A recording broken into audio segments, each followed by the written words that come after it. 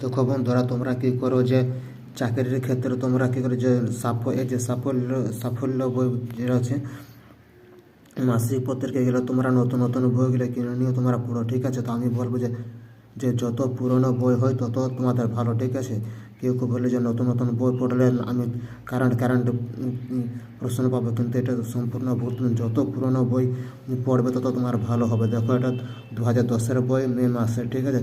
তো এরকম যত পুরনো তোমরা বই কিনবে পাবে তোমার, সেগুলি পড়বে। কিনলে পড়তে কিন্তু বহুত সুবিধা, চাকরির ক্ষেত্রে অনেক সুযোগ বেশি, ঠিক আছে? এবং সবাই নতুন নতুন তো বই পড়ে, তখন তো পড়ে জেনে যায় যে নতুন নতুন বই পড়ে নিয়ে তারা চাকরি দেবে। তার জন্য প্রশ্নগুলো সব তারা তৈরি করে অনেক বছরের পুরনো, হয়তো 10-15 বছরের পুরনো যেন বইগুলি বের হয়, সেই বইগুলো সেগুলো বই থেকে তারা প্রশ্ন দেয়। তো এরকম যদি পুরনো বই তোমরা পড়ো তাহলে